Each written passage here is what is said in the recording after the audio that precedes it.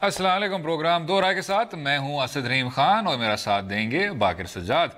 Programme के पहले से बात करेंगे तहरीक इंसाफ और पीपल्स पार्टी की चंद दिन की रफाकत की जो अचानक से बनी और फिर टूट भी गई। अब चेयरमैन सेनेट के लिए इकट्ठे होने वाले रवायती हरीफ अब कायदे हिज़्ब इख्तलाफ सेनेट के मामले पर एक दूसरे के मुखालिफ उम्मीदवार लाने की कोशिशों में हैं। अब अपोजिशन के इस्तिहाद के हवाले से बहुत सी बातें की गई। ये भी कहा गया कि इन जमातों को कुछ ताकतों की तरफ से करीब लाया गया है ताकि हुकूमत को सियासी तौर पर कमज़ोर किया जाए।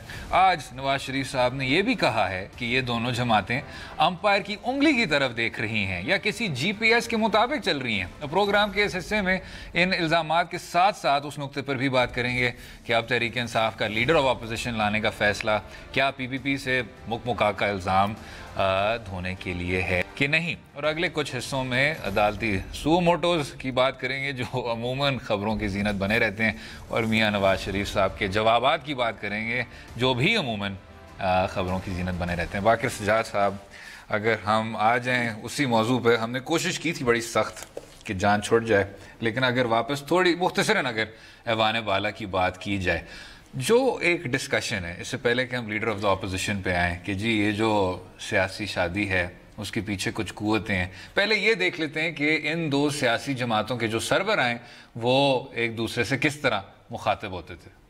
जरदारी को तो सब डाकू कहते हैं, लोगों को कत्ल करवा के इसने शुगर मिले ली हुई है। टाइगर न्याजी के साथ इसका जरूर शिजरा मिलता है। अब आसिफ जरदारी मैं आपके पीछे आ रहा हूँ। इमरान दो देश का शिजरा किसी पख्तूनों के साथ मिलता है। हाँ, टाइगर न्याजी के साथ इसका जरूर शिजरा मिलता है। ये क़यामत की निशानी है कि जब आसिफ जरदारी करप्शन के खिलाफ खड़ा हो गया ना, क़यामत की निशानी है। जरदारी साहब टाइगर न्याजी की बात कर रहे हैं, मियाँ नवाज शरीफ साहब मुजीबुर रहमान की बात कर रहे हैं। कुछ समझ नहीं आ रही कि 1971 क्यों लोगों के जहनों में इस तरह। खैर अच्छी बात है, आदमी को कॉग्निजेंट होना चाहिए तारीख का, लेकिन मेरा जो सवाल है बाकिर साहब, जो गैर जमहूरी कुव्वतों की बात हो रही है, क्या वो पख्तूनख्वा मिली अवामी पार्टी पे लागू नहीं होता? क्या वो JUIF पे लागू नहीं होता? या जो गैर जमहूरी कुव्वतें हैं वो सिर्फ और सिर्फ पीपल्स पार्टी और पाकिस्तान तहरीक इंसाफ को पेट्रनाइज करती हैं? क्योंकि यहाँ तो हॉर्स ट्रेडिंग भी हर जगह हुई, यहाँ पैसे का किरदार भी बहुत ज़्यादा था, यहाँ एंथ मोमेंट पे फिर सजरानी साहब बिल्कुल कामयाब भी हुए। दूसरी तरफ आपको सिर्फ जिस तरह आपने फरमाया था ज़िया साहब का ओपनिंग बैट्समैन ही मिला था।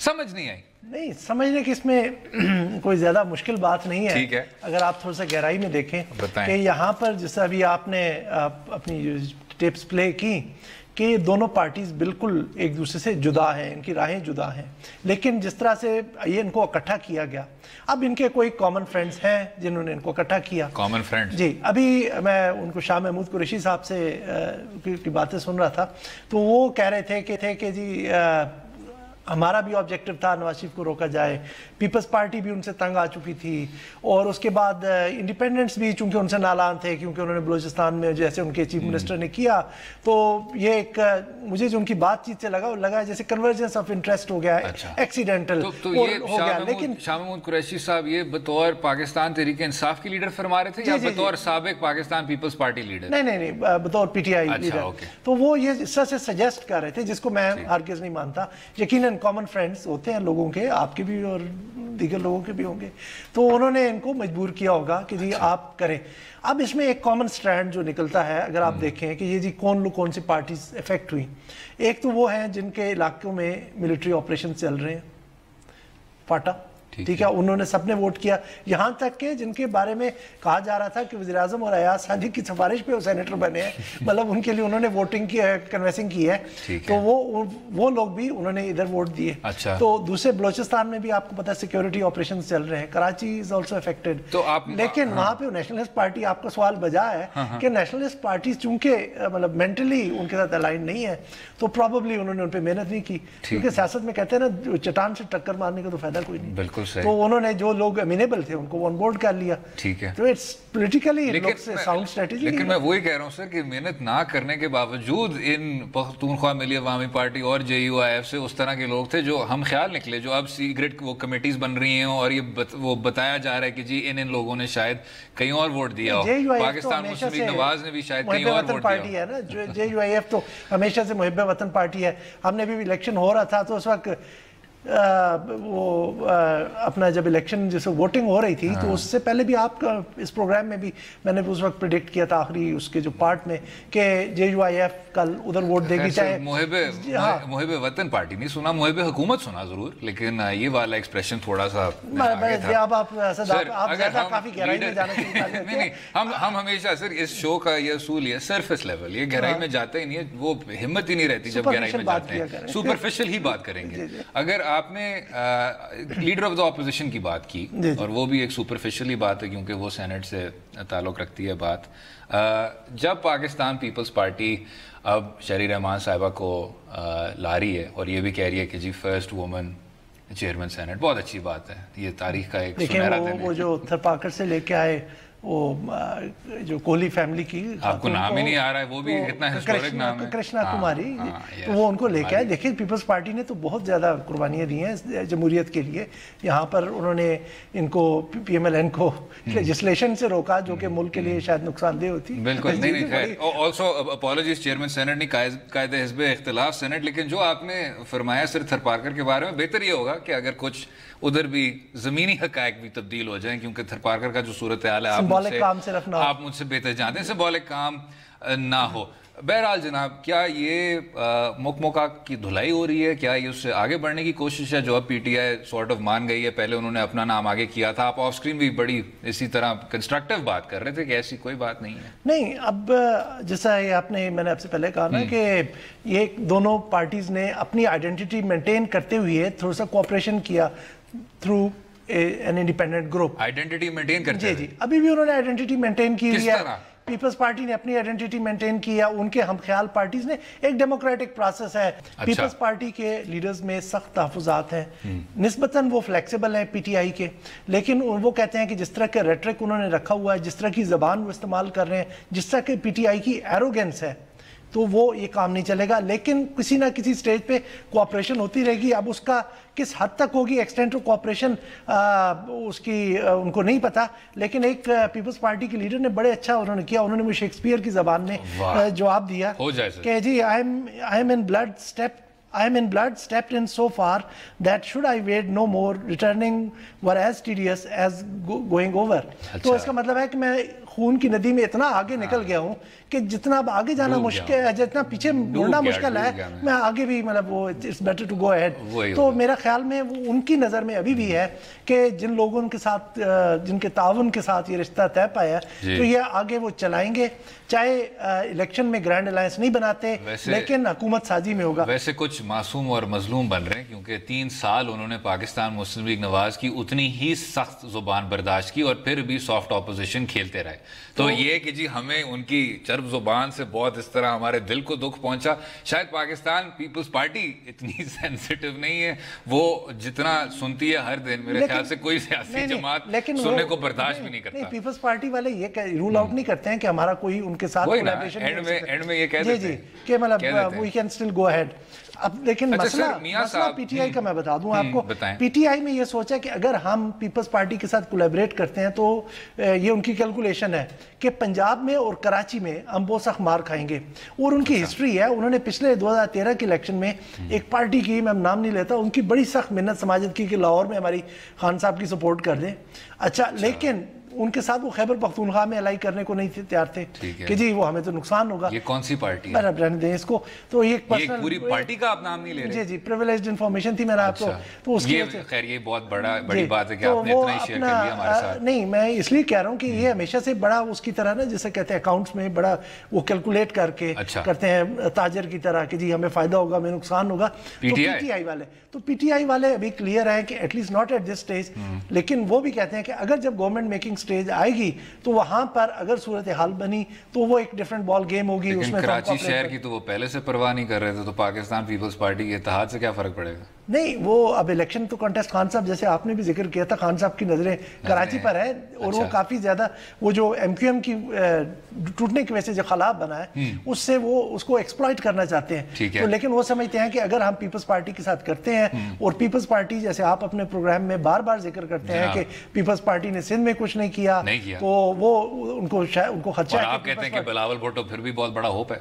नहीं, लोगों को होप है, लोगों को, मैं अपनी होप नहीं कह रहा हूँ, लोगों की होप, लोगों का होप कि जो उनके जो पीपल्स पार्टी के जो लोग हैं उन्हें अभी भी काफी बिलावल से उम्मीदें हैं कि वो ये सब चीजें रिवर्स करेगा। अगर वो चेयरमैन पिछले 5 साल से पहले चल रहे हैं, कब से वो चेयरमैन चल रहे हैं, तो उनको असर्ट करना चाहिए था अभी तक। पैदाइश से सुना चल रहे हैं चेयरमैन। अच्छा सर, जो अगर हम आ जाएं इलेक्टोरल अलायंस पे, क्या ये अब बतौर एक प्रेडिक्शन आगे जा सकती है कि बाकर साहब ने कह दिया कि ग्रैंड अलायंस नहीं होगा? कह सकते हैं आप। आम इंतखाबात के मेरे गले में डालना नहीं गले में नहीं, वो सिर्फ वही बाकर साहब के हम फिर इसको वो चला सकेंगे ना बाद में कि हमने कहा था और दुरुस्त कहा था। नहीं, पहले तो पिछले वाला निकाले ना कि उस वक्त मैंने कहा था कि जितने टेंटेटिवली पीएमएलएन कर रही है अनाउंस अपना कैंडिडेट, उस दिन रात को जब आखिरी सेगमेंट में बात हुई, मैंने कहा just got a message from PMLN कि जी आज भी फैसला नहीं हुआ। तो जिस तरह वो कर रहे हैं तो वो तो सेनेट के चेयरमैन मुझे लगता है फारिग उनका कैंडिडेट फारिग, तो पहले तो वो भी चलाएंगे, फिर हमारे 2 प्रेडिक्शंस इन रो हो जाएंगे। लेकिन अब सर, जो मियां नवाज शरीफ साहब का कहना था कि हम कोशिश करेंगे कि जिस तरह इन्होंने संजरानी साहब को चेयरमैन सेनेट बनाया, वज़ीर आज़म हम एक और संजरानी साहब नहीं बनने देंगे, तो क्या ये मुमकिन है कि पाकिस्तान पीपल्स पार्टी और पाकिस्तान तहरीक इंसाफ केयर टेकर वज़ीर आज़म में भी इस तरह की छुपन छुपाई खेल सकते हैं? केयर टेकर की बात कर रहे हैं। केयर टेकर की बात, केयर टेकर पे अभी जो सूरत हाल मुझे लग रही है वो काफी कम्प्लेक्स नजर आ रही है। मैंने तीनों पार्टीज के साथ उनके लीडर्स से बात होती रहती है, तो उनसे पूछा तो उनके दरमियान मुझे नहीं लगता कि कोई कंसेंसस बन पाएगा। आपको प्रोसेस तो पता है ना कि लीडर ऑफ द अपोजिशन और जो प्राइम मिनिस्टर के दरमियान बातचीत होती है, अगर वो उसके ऊपर किसी पे एग्री कर जाए, नहीं करेंगे तो एक कमेटी बनाई जाएगी। वो अगर कमेटी में सब ये पार्टीज रिप्रेजेंटेड होंगी पार्लियामेंट की, तो वो उसमें अगर वो उसमें भी नहीं हुआ तो इलेक्शन कमीशन जो इनके पास नाम अंडर कंसिडरेशन होंगे उनमें से एक पिक कर देगा। तो जो इस वक्त जो प्रेडिक्शन चल रही है पॉलिटिकल सर्कल्स में वो यही है कि शायद इनके इस नफाक की वजह से इलेक्शन कमीशन खुद से कोई प्राइम मिनिस्टर का candidate care taker prime minister का दे दे। ठीक, बिल्कुल सही। इसी नुक्ते पे वक्फा लेंगे और अगले हिस्से में बात करेंगे अदालती सू मोटोस की और मियां नवाज शरीफ साहब के एक नए शूर की। रहिएगा हमारे साथ।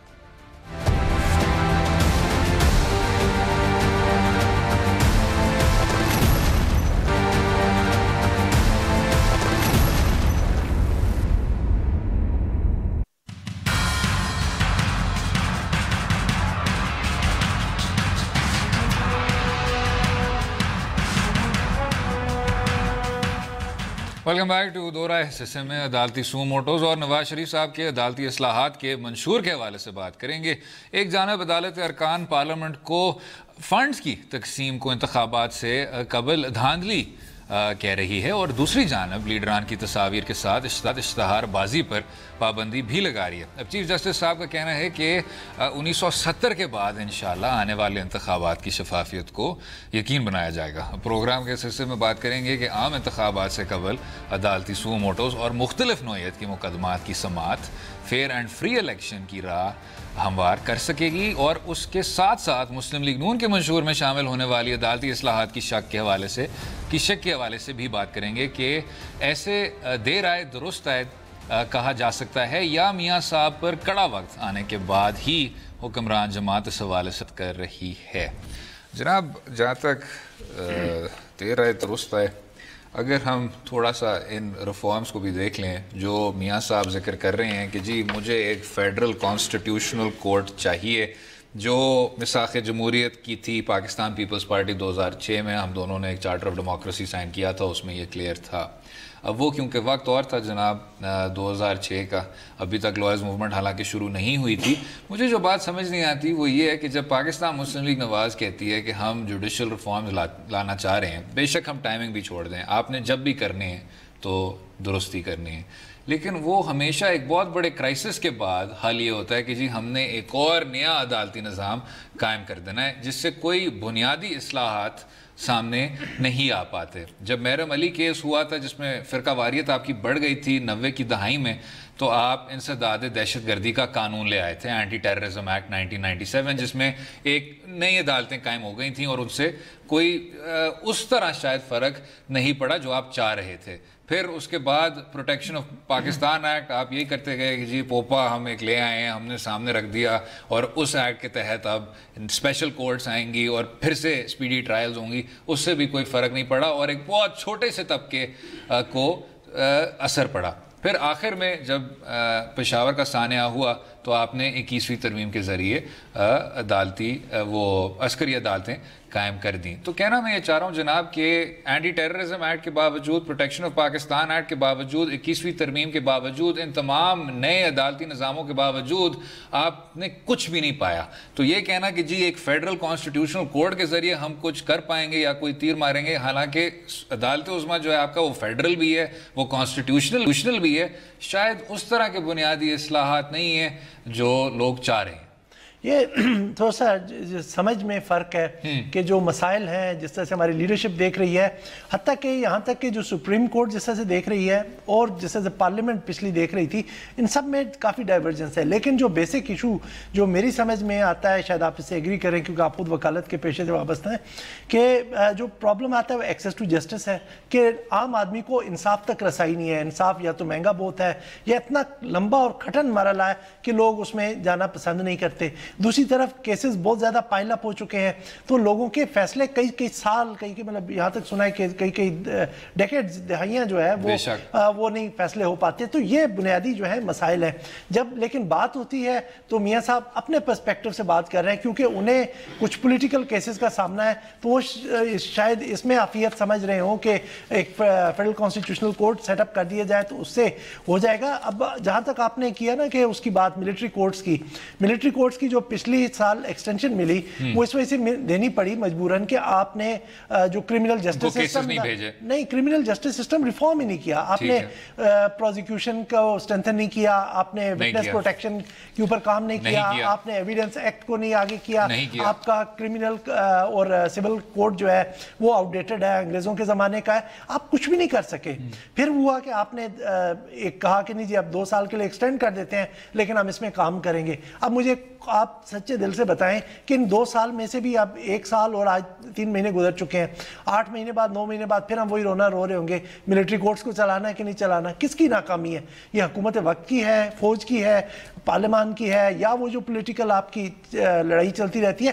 لیکن اس سے بڑھ کے جس طرح بھی آپ نے ذکر کیا، یہ میرے خیال میں سوچ میں فرق ہے. جو سب سے عجیب و غریب چیز ہے وہ یہ ہے کہ جب وہ بات بھی کرتے ہیں لیگل ریفارمز کی، جب سابق وزیر اعظم لیگل ریفارمز کی بات کرتے ہیں تو اس لیگل ریفارم سے بھی کوئی خاص حل نہیں ہوگا کیونکہ آپ نے وہ ریفارم بار بار ٹرائی کیا ہوا ہے. لیکن یہ آپ کی ایک اور بھی بات بالکل درست ہے باقر صاحب کہ اس میں وکیلوں کا کیا کردار ہونا چاہیے، باقیوں کا کیا کردار ہونا چاہیے. افتخار چودھری صاحب کے دور کے بعد سے اب ہم یہ دیکھ رہے ہیں کہ جو تمام عدالتی اختیارات ہیں وہ اب عدالت کے پاس ہی ہیں. بے شک وہ جج کو تقرر کرنا ہے، بے شک وہ ماتحت عدالتوں کی ریگولیشن ہے، بے شک وہ کیس لوڈ کا ڈسپوزل ہے، وہ زیادہ سے زیادہ اب قانون سازی سے ہٹ رہا ہے. کیونکہ اگر آپ قانون سازی کرنے کی کوشش کریں تو پھر اوپر سے ایک ڈیکلیریشن آ جاتی ہے، ایک فیصلہ آ جاتا ہے کہ بھائی یہ آپ فنڈامنٹل رائٹس فنڈامنٹل رائٹس کے خلاف نہیں، یہ آپ ججوں پہ چھوڑ دیں. تو اگر ہم نے یہ ججوں پہ چھوڑا ہوا ہے تو اب ان پہ واجب ہے کہ جی آپ وہ اصلاحات لائیں جس پہ میاں نواز شریف صاحب پوری طور پہ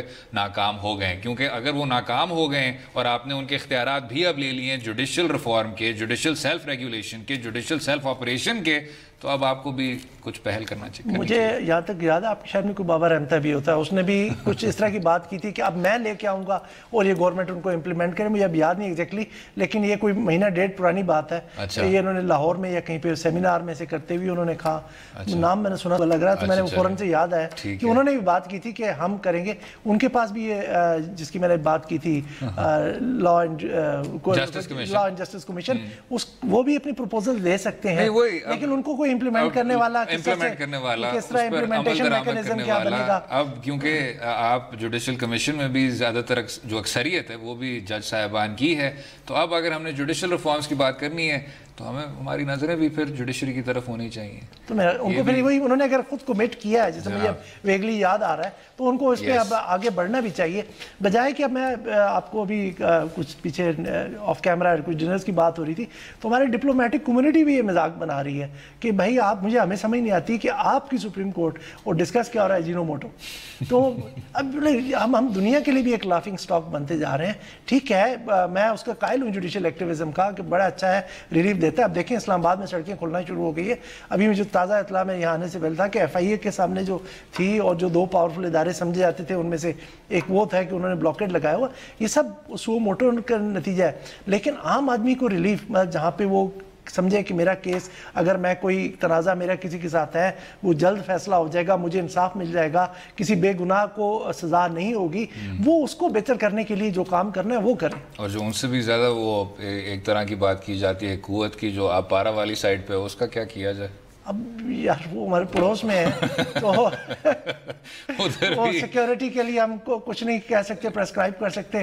سٹیکس ادھر بہت ہائی ہیں. بالکل ٹھیک. اس پہ ہائی سٹیکس پہ وقفہ لیتے ہیں اور اگلے حصے میں کچھ ایک اور ہائی سٹیکس میکنزم یعنی ڈیولپمنٹ فنڈز, اس کی بھی بات کریں گے. رہیے گا ہمارے ساتھ.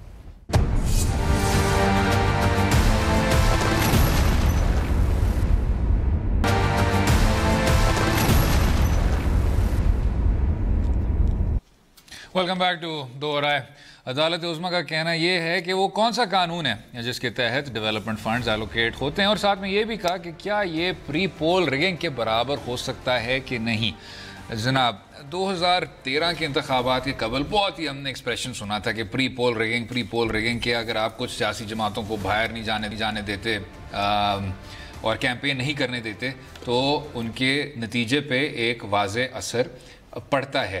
اب ادھر اگر ہم اس کو جو وہاں منفی تھا اس کو اب مثبت میں دیکھ لیں, جو ڈیولپمنٹ فنڈز کا کردار ہے باقر صاحب, کہ اگر آپ اس کو اس طرح ایلوکیٹ کر رہے ہیں بغیر کسی قاعدے اور قانون کے, اور آپ کے حلقے کو بے تحاشا فائدہ ہو رہا ہے, اور وہ صرف اس لیے ہو رہا ہے کیونکہ آپ کا ایک طرح سے حکومت پر گھراؤ ہے, تو وہ شاید آئینی طور پہ نامناسب ہے, غیر قانونی ہے. کیا رائے رکھتے ہیں؟ نہیں اسد یہ ایک بڑا کمپلیکس ہے. جیسے آپ نے کہا نا کہ ایک ہلکے کو فائدہ ہو رہا ہے, اگر وہ بھی ہو رہا ہوتا تو لوگ اس کو ڈیفینڈ کرتے ہیں. کیونکہ میں ایک دیہات سے آیا ہوں, مجھے پتا ہے کہ کس طرح سے یہ ایک پیٹرنیج سسٹم ہے جو آپریٹ کرتا ہے. اب آپ نے ایک گروپ کو ابلائز کرنا ہے. اب وہ گروپ شاید اس گھر کا مسئلہ, اس علاقے کا مسئلہ وہاں پر ہو کہ جی ایک خاص کچھ خاندان رہتے ہیں جہاں پر چھوٹی چھوٹی سیٹلمنٹس ہوتی ہیں, وہاں پہ سڑک نہیں ہے, تو ہم اس کو اپنے اس کے لیے بارٹر کے طور پہ استعمال کریں گے. اچھا جی آپ سڑک ڈلوا دیں تو ہم کر دیں گے. اب وہاں مہینوں میں بلکہ ہفتوں میں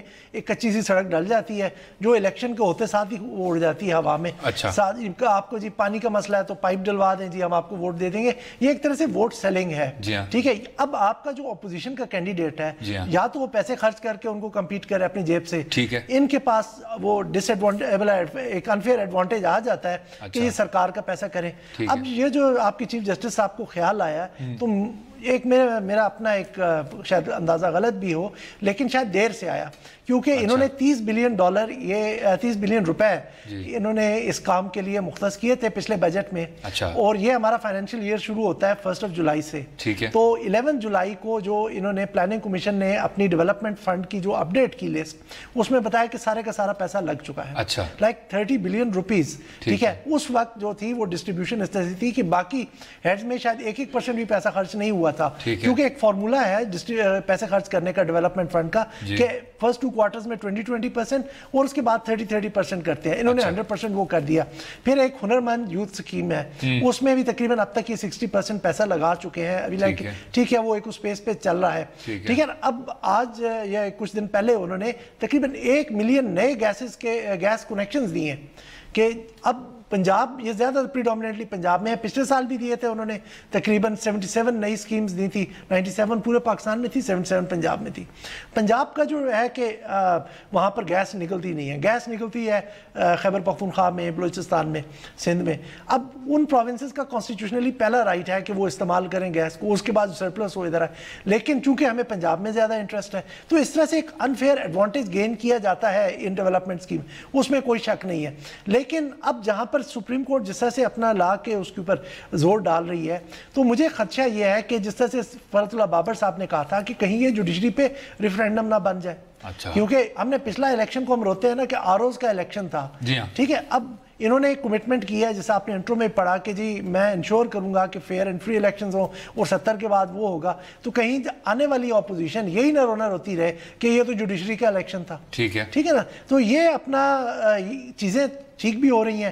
اب جہاں تک اشتہارات ہیں کہ اشتہارات جو ڈیولپمنٹ سکیمز ہوتی ہے, اشتہارات سے پہلے باقر صاحب بالکل اشتہارات پہ بھی پوری طور پہ آئیں گے, لیکن کیا یہ پھر پری پول ریگنگ پہ نہیں اترتی بات؟ اس میں کوئی شک نہیں کہ یہاں شاید جوڈیشل اوور ریچ ہو, یا اس کو جس طرح بابر صاحب نے کہا یہ ایک ریفرینڈم بن جائے گا جوڈیشری کا, لیکن جہاں تک ڈسٹرکٹ فنڈز کی مس مینجمنٹ ہو رہی ہے, ڈیولپمنٹ فنڈز کی مس مینجمنٹ ہو رہی ہے, کیا اس کا پھر کوئی نتیجے پہ فرق نہیں پڑتا؟ نہیں پڑتا یقیناً, کیونکہ اب وہ جو جس بندے کے ساتھ آپ نے کمٹمنٹ کر کے اس کو گیس کا پائپ ڈلوایا ہے یا بجلی کھمبے لگوایا ہے, اور جو آپ نے کہا تھا, کیا یہ وہی بات ہے جو آپ نے شروع میں کی تھی کہ یہ ایک بہت پیچیدہ معاملہ ہے, اور شاید یہ اس لیے بھی ہے کہ سیاسی جماعت کے منشور پر کم توجہ دی جاتی ہے, اور جب سے آپ نے وہ پارٹی لیس انتخابات بھی کیے 80 کی دہائی میں, تب سے آج تک لے کے جو آپ کے منتخب نمائندے ہیں ان کے صرف اور صرف ضمنی مسائل ہیں جو وہ ڈسکس کرتے ہیں, اور اسی ضمنی سسٹم کے تھرو کیونکہ وہ پارلیمنٹ میں آ جاتے ہیں تو سیاست جو ہے آپ کی وہ زیادہ بڑھ کے لوکل ہو جاتی ہے. وہ ادھر بات نہیں کر رہے ہوتے روس کی یا اقوام متحدہ کی, وہ یہی بات کر رہے ہوتے ہیں کہ جی ہم نے کسی نہ کسی طرح سے یہ سڑک لگانی ہے, سورج لگانی ہے, یہ اس طرح کے لوکل کام کرنے ہیں. یہ اس سے ایک تو پیٹرنیج کا سسٹم بنتا ہے, لوگ سٹیٹ پہ ڈیپینڈ کرنے کے بجائے اس انڈیویجول پہ کر رہے ہیں. اب یہاں پر نقصان صرف یہ نہیں کہ اوپوننٹ کو ہو رہا ہے, اس پارٹی کے اندر بھی ہو رہا ہے, کیونکہ اب دیکھیں یہ ایکول ڈسٹریبیوشن نہیں ہوتی ہے. ابھی بھی کہا جا رہا ہے کہ داماد اعلیٰ جو ہیں تھے ایک زمانے میں ان کو زیادہ پیسے ملے بنسبت باقی ایم این ایز کے, ٹھیک ہے. تو اور اس کے بعد یہ ہے کہ اپنا پارٹیز کے اندر جو جس طرح کس طرح کی ریفٹس چل پڑتی ہیں اور کرپشن بڑھتی ہے, اس کو حل کس طرح کیا جائے باقر صاحب؟ حل اس سے ہے کہ اس کا کوئی میکنزم بنایا جائے, آپ بجائے کہ اپنے پارٹی کے ایم این ایز کو دیں, پھر ڈسٹریبیوشن سارے حلقوں میں ہونی چاہیے. ویسے پنجاب کے اندر تقریباً 200 ملین روپے ایک حلقے کو ملتے ہیں اب, لیکن یہ زیادہ تر ان کو جاتے ہیں آپ کی رولنگ پارٹی سے ایم این ایز ہوتے ہیں. تو آپ ایک میکنزم بنا دیں بھائی کہ ہم نے ان حلقوں کو پیسے دینے ہیں, اچھا اس میں ایم این اے کی پریفرنسز کی بجائے آپ کوئی ڈیولپمنٹ کمیٹی جو ہوتی ہے ڈسٹرکٹس میں ہوتی ہے وہ کریں, کیونکہ اگر پیسہ ایک ہی اس میں اب میرے فیوریٹس کو جانا شروع ہو جائے گا تو جو اس حلقے کی کرٹیکل پروجیکٹس ہیں وہ سب کے سب افیکٹ ہوں گے, اور صرف یہ اس جورسڈکشن تک نہیں لمیٹڈ ہوتا, یہ دوسرے حلقوں کو بھی افیکٹ کرتا ہے. کیونکہ اگر اب دیکھیں نا 30 بلین کی ڈسبرسمنٹ ایک ہی گو میں آپ کر دیتے ہیں تو وہ جو باقی ڈسبرسمنٹس ہیں وہ افیکٹ ہوتی ہیں اس سے. اور شاید حالانکہ یہ تھوڑا سا پھٹ کے موضوع اس لیے ڈیولوشن اتنا زیادہ ضروری ہے کہ آپ اپنی لوکل گورنمنٹس کو بھی بااختیار کریں, تاکہ جو سارا یہ اتنا بڑا اختیار یہ صرف اور صرف ایم این اے کے ہاتھ میں نہ ہو, بٹ جسٹ وہ یہ ہمارے ایم این ایز اور سینیٹر تو شاید کم, لیکن ایم این ایز اور ایم پی ایز ابھی تک اس سوچ سے نہیں نکلے جو لوکل باڈی کاؤنسل والی. بالکل ایسے اگلے حصے میں کچھ خارجہ پالیسی کی بات کریں گے, امریکہ کی بات کریں گے, اور وزیر اعظم شاہد خاقان عباسی صاحب کے دورے کی بات کریں گے. اسٹے ود اس.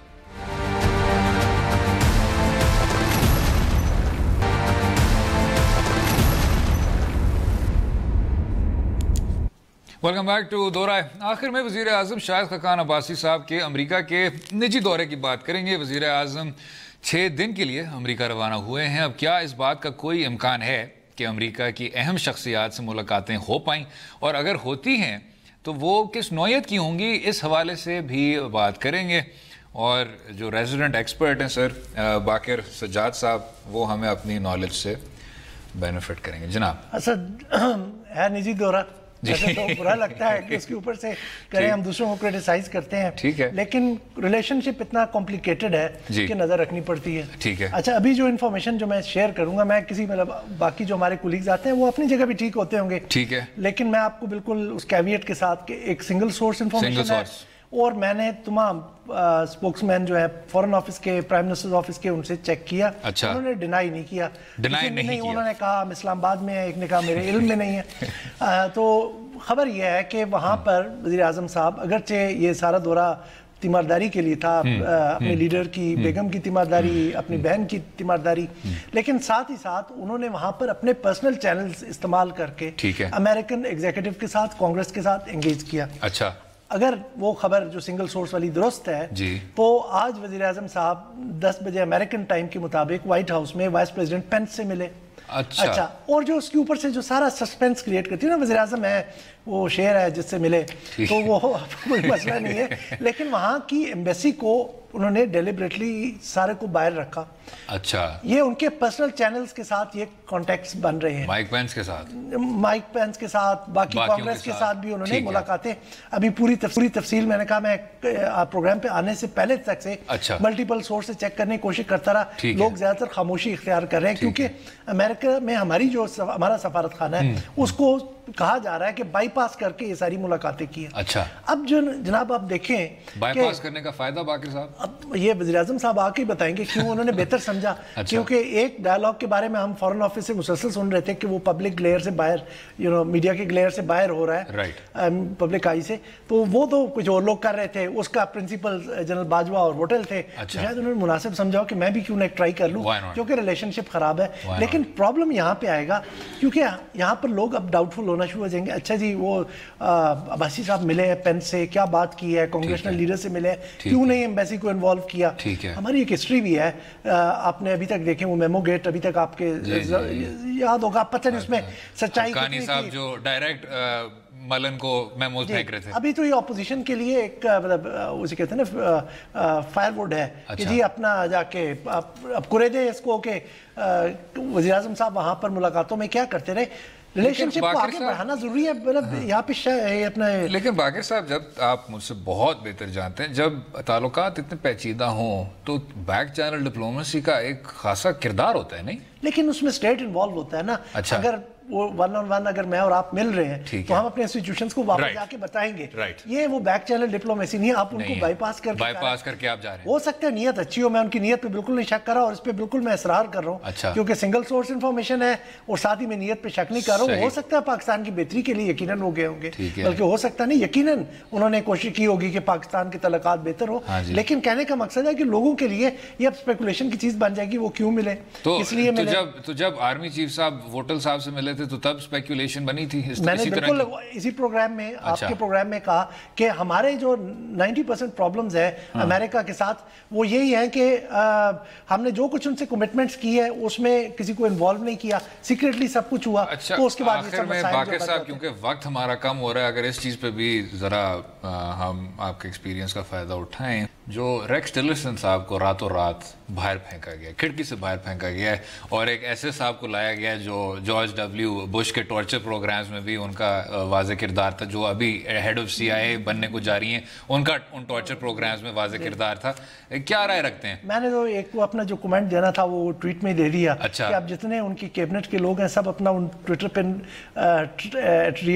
وہ جو ہینڈل ہے اس کا وہ اپنا آن کر دیں, نوٹیفیکیشن آن کر دیں کہ جب بھی پریزیڈنٹ ٹرمپ ٹویٹ کریں تو انہیں پتہ چل جائے کہ if they are still on job or not. بالکل اس سے سپر پاورز تو شاید رن نہیں ہوتی. کہا مجھے تو کوئی آئیڈیا نہیں ہے. امید ہے آپ کو آج کا پروگرام پسند آیا ہوگا. مجھے اور باقر سجاد صاحب کو اپنی رائے سے بھی آگاہ کیجیے ٹویٹر اور فیس بک کے لنکس کے ذریعے. کل تک اجازت دیں, خدا حافظ.